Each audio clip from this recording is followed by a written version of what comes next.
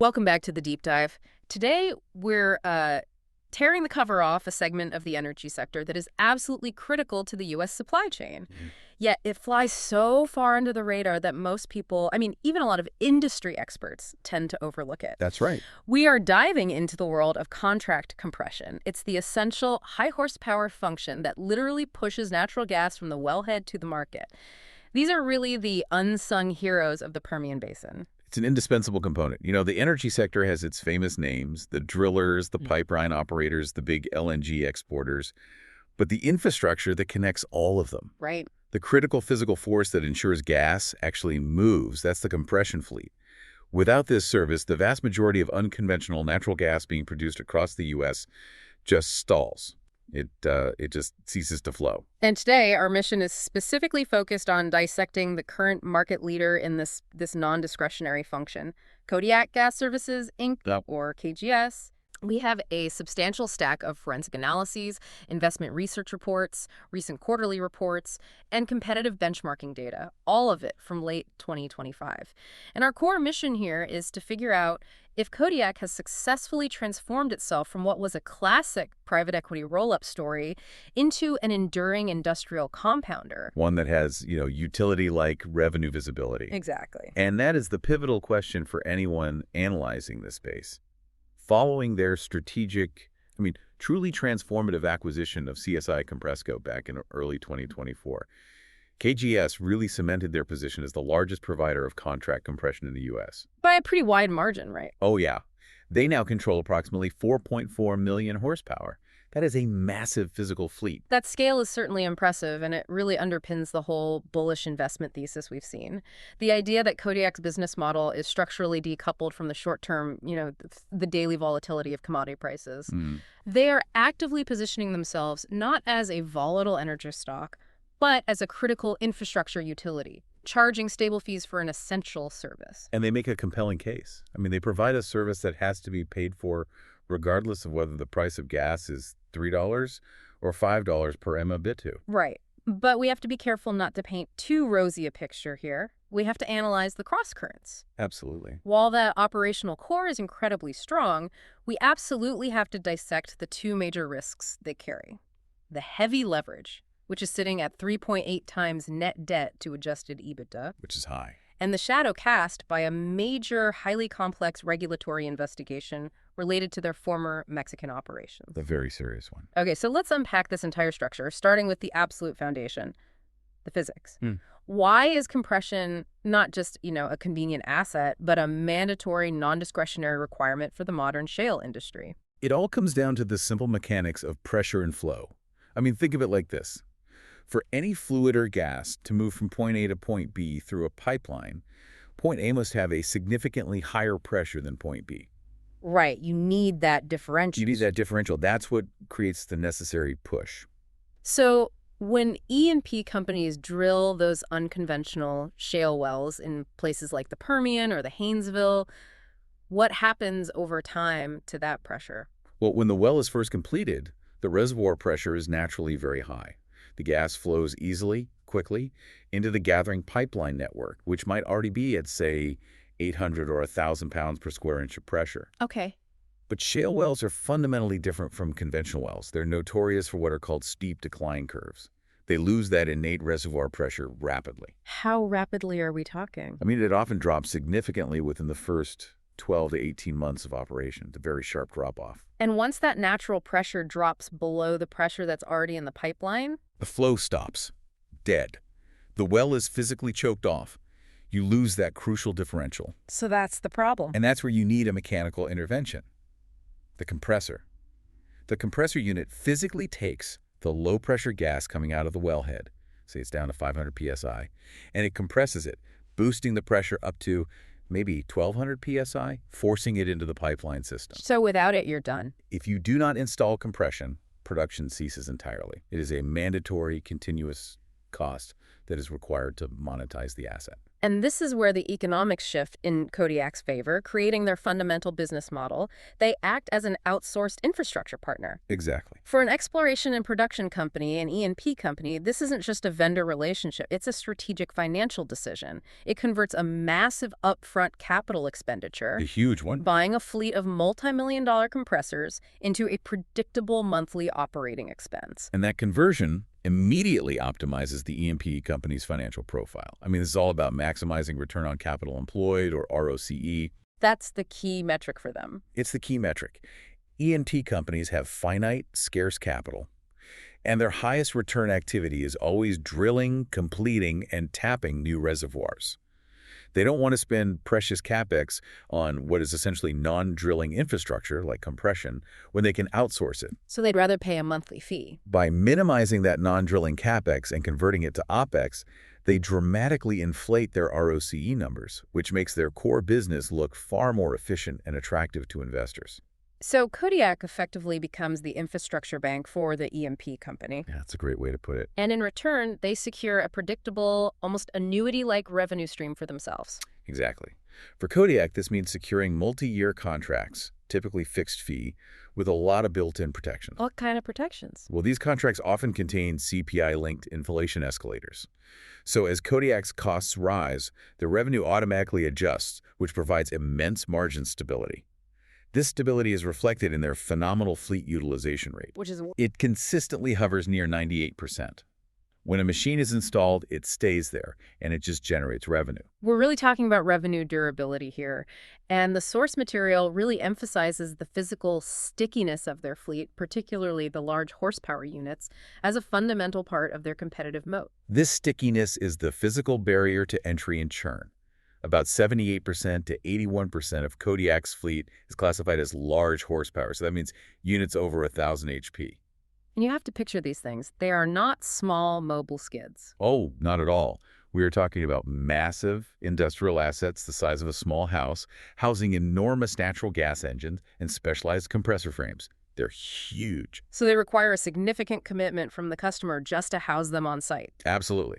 They're installed at centralized gathering facilities or on multi-well pads, and they require substantial engineering work. We're talking deep concrete foundations, utility connections, specialized infrastructure. So once that unit is bolted down and running, removing it and bringing in a competitor's compressor becomes a major six-figure operational expense and a logistical nightmare. And you're introducing downtime risk. That physical distinction is paramount. Now, let's dig into the financials, specifically their two operating segments, because the overall picture can look, a bit skewed if you don't recognize the fundamentally different economics of these two parts of the business. Yeah, you have to separate them. You have to separate the utility core from the, let's call it, the opportunistic periphery.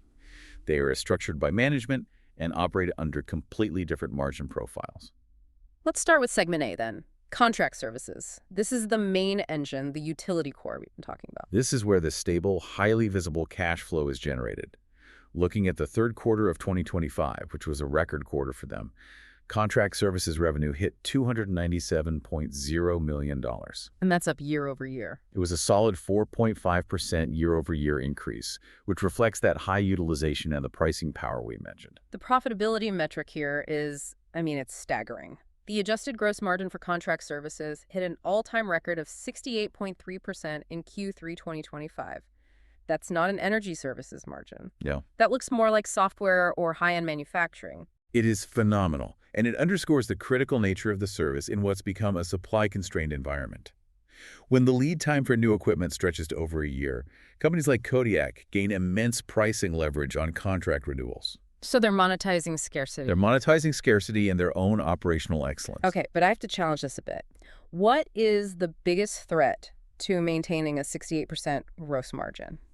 Is there a risk that large E&P customers might eventually just decide to re-internalize compression, especially when commodity prices are high and their balance sheets are flush with cash? That's the primary skepticism one must apply. It's a fair question. However, there are a couple of structural safeguards. Okay. First, as we mentioned, the contracts include pass-through mechanisms for major operational cost items like field labor wages and lube oil. So inflation protection. Exactly. If inflation hits those inputs, Kodiak's margin remains insulated because the customer pays the increase. Second, the technical expertise required to manage a 4.4 million horsepower fleet across multiple basins. I mean, managing inventory, maintenance schedules, regulatory compliance, it's immense. It's a whole separate business. It's a whole business. Most E&P companies have strategically moved away from managing non-core assets like compression because it distracts from their primary goal of drilling. The hurdle to reversing that decision is incredibly high, which helps secure those industry-leading margins. Okay, that makes the core engine seem pretty robust. Now let's contrast that with Segment B, Other Services. This is a mix of what? Station construction, parts sales, and maintenance for equipment the customers already own. Yeah, and offer it to competitors' equipment they're servicing. Right, and this is the cyclical, highly variable side of the business. Totally. It has a significantly lower profitability profile. It hit only a 14.7% gross margin in Q3 2025. Wow, so 14.7% versus 68.3%. A world of difference. And the volatility is clear in the numbers. Q3 2025 revenue in other services collapsed by over a third, 36.1% year over year, dropping to just $25.8 million. That's a massive drop. It is, but management attributed that drop to two pretty predictable factors. The inherent lumpiness of large, one-off construction projects, which don't provide steady revenue. Right, it's project-based. And their strategic divestitures of non-core assets during that period as they really sharpen their focus purely on contract services. It's a lower margin, high volatility segment by design. So why bother keeping it? I mean, if it brings down the company's overall profitability and introduces all this volatility, what's the strategic value? It is a critical, lower margin customer acquisition channel and a relationship builder. Think of it as a loss leader, but one with a huge strategic upside. By servicing a customer's existing owned compressor fleet, even if it's an Archrock or USC unit, or by building a brand new compressor station for them, Kodiak embeds itself deep into that customer's operational technology and their planning. So it provides intelligence and a strong working relationship. Precisely. They gain deep insight into the customer's operational needs, their maintenance pain points, and crucially, their future production plans. I see. So when that E&P company eventually hits the inflection point where they realize their old compressor fleet is costing them too much in maintenance and downtime, or they need a massive new centralized facility, the moment they decide to outsource that CapEx to OpEx. Kodiak is already there. Kodiak is already on location, has the relationship, and is perfectly positioned to win the lucrative, long-term contract services mandate. They sacrifice front-end margin for back-end revenue durability. That provides a much clearer picture of the synergy between the two segments. Okay, moving on. Let's look at the competitive landscape. The U.S. contract compression market isn't fragmented at all. It's a stable oligopoly dominated by the big three. It's a very capital-intensive business, and high barriers to entry have created a mature market defined by three major players: Kodiak Gas Services, KGS, Archrock, AROC, and USA Compression Partners, USAC. And KGS is number one. KGS leads the pack by size, commanding about 4.4 million HP, closely followed by Archrock at 4.1 million, and USAC at about 3.8 million. But the sources make it clear that KGS's leadership is defined less by its current size and more by three durable competitive advantages that give them a distinct, widening moat. Right. Let's start with fleet modernization, which the sources call the uptime edge. This is arguably their most powerful advantage. We are looking at a really striking difference in asset quality. Kodiak's average fleet age is roughly 4.5 years. 4.5 years, okay. Now, you contrast that with their primary competitors, Archrock and USA Compression, whose fleets average approximately 10 to 11 years old. That's a huge divergence. Why does an older fleet cost so much more to operate and maintain, and why does that give Kodiak such an advantage? The difference is exponential. For the customer, a younger fleet means higher mechanical availability. Kodiak can confidently guarantee uptime above 99%, which is the single most important deliverable. Because downtime is lost money. If a unit breaks down, the E&P company is losing millions of dollars in production. A decade-old engine requires far more unplanned, non-productive maintenance time. And for Kodiak, a younger fleet means their maintenance capital expenditure, the cash required just to keep the assets running, is dramatically lower, which is a direct boost to their cash flow conversion. And beyond just the simple mechanical reliability, there's the environmental component, right, which is becoming non-negotiable for these E&P companies. Absolutely. Modern engines, like the ones Kodiak favors, have superior emissions control systems. They run tighter, they burn less fuel, and they have far fewer fugitive emissions. So it lowers the methane intensity. It dramatically lowers methane intensity at the well site. An E&P customer facing pressure from investors or from regulatory bodies will always choose the younger, cleaner fleet over one utilizing legacy, decade-old gas-fired engines that risk higher fines and regulatory scrutiny. Okay, advantage number 2 is Permian density. We touched on the efficiency benefits, but let's connect that directly back to their margin superiority. KGS has the highest concentration of horsepower, specifically located within the vast Permian Basin. And this geographic density is not an accident. It's a critical operational strategy that is impossible for competitors to replicate quickly. And how does that save real dollars? I mean, what's the practical effect? It creates a powerful operational network effect. So imagine a Kodiak technician. In the Permian, they can service 4 or 5 large HP units in a single day because they're all clustered within a small geographic radius. Less driving. Exactly. It drastically minimizes non-productive windshield time spent driving between sites. If a competitor has a scattered, more geographically diversified fleet, their technicians spend hours every day just driving.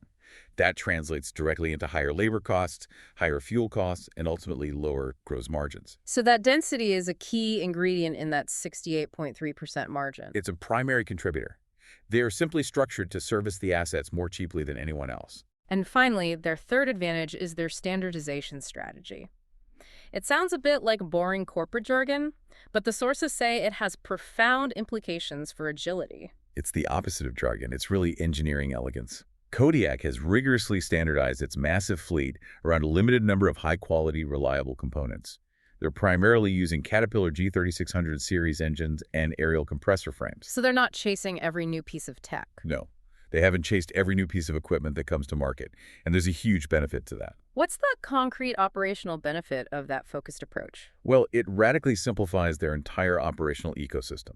First, supply chain complexity just plummets. They buy parts in immense volume and need to manage far fewer distinct parts, SKUs, which minimizes inventory costs and storage. Okay. Second, technician training is streamlined. A technician trained on a G3600 can service any G3600 across the entire 4.4 million HP fleet. This allows for rapid asset redeployment and minimizes the learning curve when they open new operational territories. So less human error, less overhead. Less human error, less maintenance overhead, and it feeds straight back into that uptime guarantee. It sounds like a well-oiled machine, literally.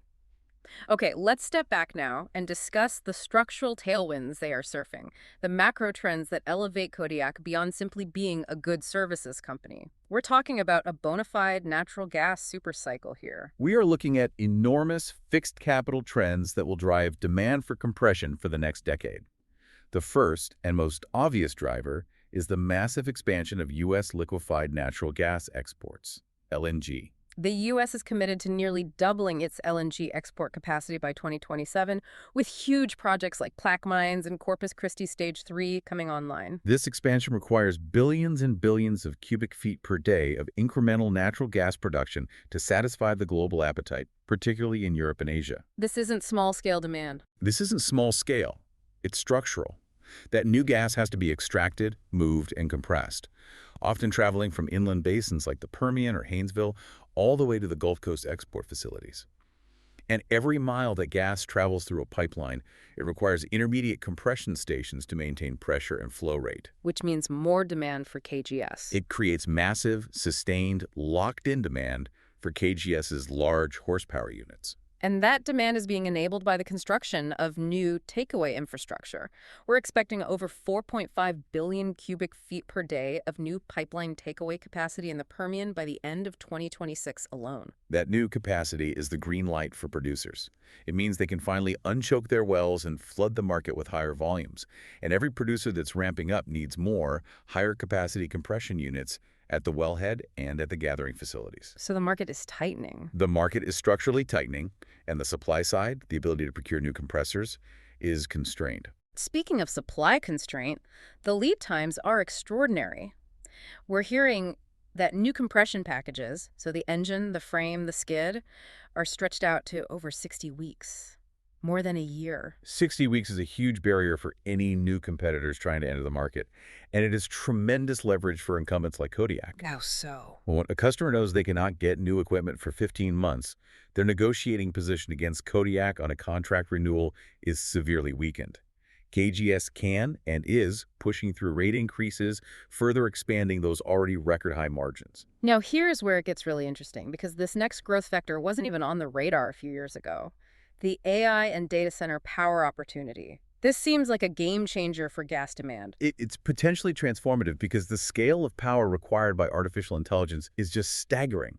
We are talking about data centers that demand immense 247 reliable baseload power, measured in gigawatts, not megawatts. Renewables can't do that alone. Intermittent renewables alone, like solar and wind, cannot reliably support these facilities, which must never, ever go down. So the immediate, scalable, and reliable solution is natural gas-fired power generation. Precisely. And management at KGS has been very forward-looking on this. They've explicitly cited it as a growth vector, noting recent contract wins for compression infrastructure dedicated specifically to feeding new gas-fired power plants being constructed to support data centers, particularly in places like Texas and the Southwest. This means Kodiak gets a double whammy benefit here. Absolutely. First, you need more upstream compression to produce the incremental natural gas required to fuel the new power plants. Right. And second, you need downstream compression infrastructure to move that gas from the major transmission lines directly into the power plant facility's gas inlet. And the scale of this AI power boom is not marginal. We're not talking about a small increase. Far from it. Conservative estimates suggest that the baseload demand from new AI data centers alone could require an additional 10% to 15% increase in total U.S. natural gas production by the early 2030s. Wow. This is a massive, long-dated, secular trend that is essentially a free option in Kodiak's current valuation because the market hasn't fully priced in the geometric growth of AI power demand. In parallel with this macro demand, KGS is also leading the charge on electric motor drive, or EMD, compression. They are proactively pivoting their fleet away from combustion engines where it makes sense. They're strategically investing in the future. As of Q3 2025, approximately 40% of Kodiak's newly deployed horsepower was EMD. And this directly addresses the environmental needs of their customers. How? EMD units eliminate Scope 1 emissions at the well site because there is no combustion engine burning gas. So that helps their customers meet critical ESG targets and reduce their methane footprint. Exactly, and it benefits Kodiak's financials directly. EMD units generally require less scheduled maintenance. They lead to higher mechanical uptime, reinforcing that uptime edge we talked about, and they reduce their own internal maintenance costs further. So it's a win-win. It's a capital investment that results in both higher margins and stronger customer alignment. Okay, let's pivot now to the financial deep dive, focusing on the Q3 2025 results. On the surface, the headlines look alarming, but this is where we need to use our signal filter to strip out the one-time noise and reveal the underlying strength of the core business. Yeah, it was definitely a quarter where the headline numbers misled investors who didn't read the footnotes. Let's start with the win. Total revenues hit $322.7 million, comfortably beating consensus estimates, and that was driven entirely by that record $297.0 million in the high-margin contract services segment. Top-line operational execution was flawless. Right, but the headline miss was the GAAP loss. Despite that strong revenue, Kodiak reported a GAAP net loss of $14 million, or 2.1 on earnings per share. And this looked like a significant deviation from expectations for positive earnings. So what were the specific drivers of that loss? We need to itemize them clearly for everyone listening. The loss was driven entirely by two large, non-recurring accounting charges that had zero bearing on the day-to-day profitability of the core U.S. compression fleet. Okay, what's number one? The first was a $33.3 million loss related to the accounting disposal and strategic exit of their entire Mexico operations. This was a direct consequence of addressing a major regulatory risk, which we'll get into in a minute. And number two? The second was a $28.0 million expense related to settling an outstanding liability from a historical Texas sales and use tax audit. So you're talking nearly $61 million in one-time, non-operational charges that are masking the core earnings power. If we strip those two items out, what does the adjusted reality look like? The operational reality was highly robust.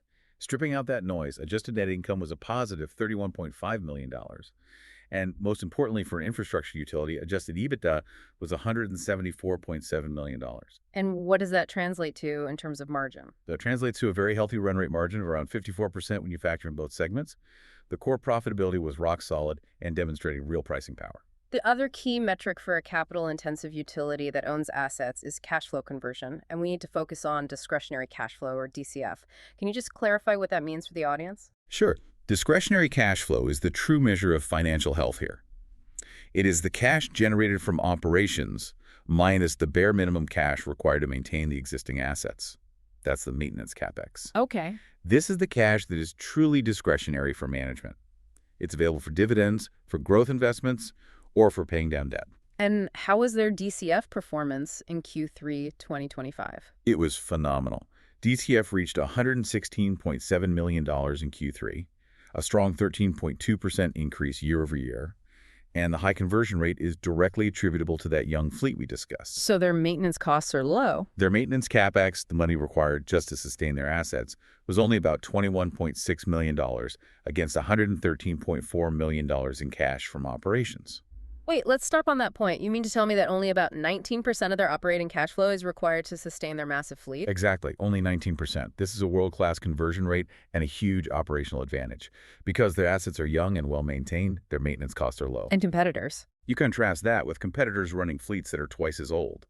They have to dedicate a much larger percentage of their operating cash flow, potentially 30% or more, just to keep those older assets operational. Kodiak's young fleet directly translates to superior financial flexibility and higher DCF. That young fleet is truly the financial flywheel. However, we have to talk about the primary financial headwind, which is the high leverage. Following that CSI acquisition, Kodiak's net leverage ratio stands at 3.8 times net debt to adjusted EBITDA. That's $2.7 billion in total debt. That is a serious number, and it is definitely above their stated long-term target of 3.0x to 3.5x. It raises the company's risk profile, particularly when the Federal Reserve has signaled a higher-for-longer interest rate environment. This leverage means their interest expense is a major line item. But management has taken some monumental steps to mitigate the immediate interest rate risk. Can you tell us about that $1.2 billion refinancing in September of 2025? They were incredibly strategic. They issued $1.2 billion in senior unsecured notes. Now, this was not just about borrowing money. It was a major liability management exercise. Okay. They used the proceeds to pay down older, often floating-rate debt, and they replaced it with long-term fixed-rate debt. Crucially, they pushed the maturity dates way out to 2033 and 2035. So they locked in their interest costs and removed any near-term refinancing risk. Precisely. By fixing the rate on that $1.2 billion, they insulated a significant portion of their debt service from any further rises in benchmark interest rates. That move significantly de-risked the balance sheet from interest rate volatility. And that frees up cash flow. It allows them to focus their DCF on organic growth and deleveraging towards that 3.5x target. And despite the high debt load, they remain committed to returning capital. They increased the Q3 2025 dividend to $0.49 per share. That's a 9% sequential increase, providing a competitive yield of around 5.6%. And they are utilizing the balance sheet opportunistically. They also increased their share buyback authorization by another $100 million in mid-2025. And they used those buybacks strategically to help manage the market volatility associated with their largest shareholder, the private equity sponsor, preparing for their inevitable exit. That brings us perfectly to the two major high-stakes non-operational events that defined KGS in late 2025. The resolution of the EQT overhang and that massive regulatory investigation. Let's start with the EQT exit, which is a major positive catalyst. This was a shadow that was hanging over the stock for years. When a private equity sponsor like EQT Infrastructure takes a company public, they retain a massive block of shares. Investors call this the overhang. Because everyone knows they're going to sell eventually. Everyone anticipates large future secondary offerings, meaning EQT will sell its stock, which floods the market and suppresses the valuation multiple. It puts an artificial ceiling on the stock price, regardless of performance. So that uncertainty is now gone. It is definitively gone. EQT fully exited its position in December 2025, selling its remaining 9.76 million shares. This is a monumental positive catalyst. It removes that technical selling pressure, dramatically increases the free float, and it improves liquidity for institutional investors. And it fundamentally normalizes the company's governance structure, moving it from a controlled private equity entity to a true public company. And that governance maturation is critical for institutional appeal. The controlled company status is terminated, the board gains independence, and the company can now operate with the full confidence of having eliminated that key technical headwind. Okay, now for the most serious risk we have to cover, what the sources refer to as a significant tail risk, the Mexico compliance investigation. This relates to alleged improper payments. This emerged in Q1 2025, and it relates to operations in Mexico that were acquired as part of the CSI Compressco deal. Crucially, the alleged improper payments to government officials occurred prior to Kodiak's acquisition of the assets. The violations fall under the Foreign Corrupt Practices Act, or FCPA. But the detail that elevates this risk from a standard compliance issue to a severe, complex liability is the connection to criminal cartels. Yes, this is the chilling detail that makes the legal situation really unprecedented. The internal investigation found that some of these payments may have been made to individuals associated with criminal cartels, groups that the U.S. government has designated as specially designated global terrorists, or SDGTs. And these payments were for what? They were supposedly made under duress, ostensibly for ensuring employee safety and worksite access in highly dangerous regions of Mexico, but the transactions still occurred. Why does that SDGT designation make the legal liability so much more complicated and unpredictable than a standard FCPA violation? Because it implicates the U.S. Treasury Department's Office of Foreign Assets Control, or OFAC, regulations, alongside the DOJ and the SEC. SDGT regulations are designed to prevent U.S. entities from facilitating the activities of terrorist or cartel organizations. So it's not just bribery anymore? It's not just about bribery under the FCPA. It's potentially about material support or financing of designated terrorist groups. This exponentially increases the compliance burden, the scope of the investigation, and the potential punitive penalties, which could include severe financial sanctions or banking restrictions. The stakes are immensely high. How did Kodiak respond to this extreme risk? They acted with textbook decisiveness. They immediately self-reported the findings to both the Department of Justice and the SEC, which is a standard step to demonstrate cooperation and mitigate future fines. And they got out. And, most importantly, on September 30, 2025, they entirely sold their Mexican operations and all associated legal entities. They took that $33.3 million accounting loss we noted earlier to just get it off the books. So they successfully ring-fenced the operational risk by getting rid of the assets and the geography. That's the key takeaway. The operational risk is gone, and the liability is geographically isolated. However, the legal liability for the historical actions remains open. It's still a risk. While KGS believes the amounts involved were immaterial, the involvement of SDGTs means the ultimate resolution, the level of fines, the structure of the settlement, remains an open, unpredictable variable that investors have to track with extreme caution. Let's close this out by looking at management quality and the valuation outlook, especially now that EQT shadow is lifted. The management team is highly respected for its operational focus.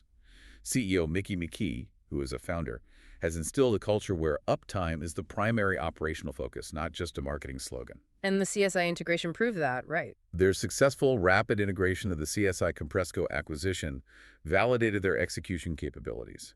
They achieved the $20 million in expected synergies ahead of schedule. What were those synergies composed of, mostly? Primarily eliminating redundant corporate overhead, consolidating maintenance facilities, and streamlining overlapping technician routes in the Permian. For example, instead of two separate regional parts inventories, they consolidated them. Which saves money and time. It reduces capital tied up in inventory and improves dispatch efficiency. This execution really proved their ability to grow strategically. And the governance maturation continues post-EQT. It's accelerating. They're transitioning quickly to an independent public structure. The board added experienced independent directors, notably Bill Bullock, who is a former CFO of ConocoPhillips. So he brings the customer's perspective. He brings invaluable customer-side perspective. He understands what E&P companies value and what their pain points are, which helps Kodiak tailor their service offering and pricing. This maturation is essential for their valuation multiple to expand. Now let's look at the anomaly. We established that KGS has the youngest fleet, The highest margins at 68.3% superior growth, and yet it trades at a discount to its peers. That's the market inefficiency we are targeting. Kodiak trades at approximately 8.1 times enterprise value to EBITDA based on 2025 estimates. They're at its peers. You compare that to Archrock at about 8.9x and USA Compression at 9.4x. The market is penalizing the superior operator. Why? I mean, we've covered the drivers, but let's just reiterate them clearly. Historically, the discount was almost entirely attributed to those two structural barriers we discussed. The EQT private equity overhang, which created that technical selling pressure, It's gone now. and the elevated post-acquisition leverage of 3.8x. Now, with EQT fully exited and management aggressively deleveraging, refinancing debt, pushing maturities out, and targeting a sub-3.5x leverage ratio, those historical reasons for the discount are quickly dissipating. So the expectation is that the multiple should not only expand toward parity, but maybe even surpass peers like Archrock, given the clear operational superiority. That is the core investment hypothesis. The intrinsic value is secured by the immense durability of their highly contracted cash flows guided. Discretionary cash flow for 2025 is a staggering $450 million to $470 million. The market re-rating potential, expanding that multiple from 8.1x closer to 9x, provides substantial upside. And the cherry on top, as we discussed, the free option in the valuation. The potential for accelerated growth driven by the AI and data center build-out. This secular demand increase for baseload power is not yet fully accounted for in consensus earnings estimates. If data center demand truly drives a 10% to 15% increase in domestic gas production, Kodiak is perfectly positioned to capture that infrastructure revenue. So it's a powerful, long-dated upside catalyst. Exactly, beyond their steady, utility-like business model. So to summarize the overall investment thesis, Kodiak Gas Services is a classic growth at a reasonable price, or fear a GARP opportunity. Absolutely. It's an infrastructure provider benefiting from the massive, durable macro trends of U.S. natural gas exports and the new demands of AI power. Their position is secured by owning the youngest, most efficient, and most geographically concentrated fleet in the industry. Which enables world-class cash flow conversion and a growing dividend. That's right. The leverage and the legal tail risk remain the primary caveats for anyone analyzing this company. If we recap the key risks, what remains the single highest priority for the listener to track in the coming quarters? The highest priority risk remains the unpredictable outcome of the DOJ and SEC investigation into the historical Mexico compliance issues. The connection to SCGT-designated groups, despite the decisive divestiture of the operations, adds an unpredictable layer of legal liability involving OFAC and potential high fines. That is the one major open variable. And the leverage. Leverage sensitivity at 3.8x is a medium-high risk, but it's being actively managed and structurally mitigated by the refinancing efforts. Yeah. It's on the right path. Okay. That brings us to our final provocative thought for you, the listener, something to mull over as you process the role Kodiak plays in the modern energy stack. We know that compression demand is booming due to LNG and the gigawatt requirements of AI data centers, which mandate reliable baseload power. We also know Kodiak is already pivoting hard toward electric motor drive compression, with 40% of their new deployments being EMD, thanks to their young, flexible fleet. Okay, so considering the immense capital required to retrofit or replace old compression equipment and the increasing focus on environmental mandates, what impact would sudden, strict global or domestic environmental regulations targeting gas-fired engines, such as stricter methane leak or NOx rules, have on Kodiak's older competitors, Archrock and USA Compression, whose fleets average 10 to 11 years old? And how much of an unassailable operational and financial head start does KGS's 4.5-year-old fleet and its ongoing EMD transition give them in dominating the next decade? It suggests that the competitive moat is not just stable, it is actively widening, potentially forcing competitors into costly defensive fleet replacement programs that will erode their own discretionary cash flow.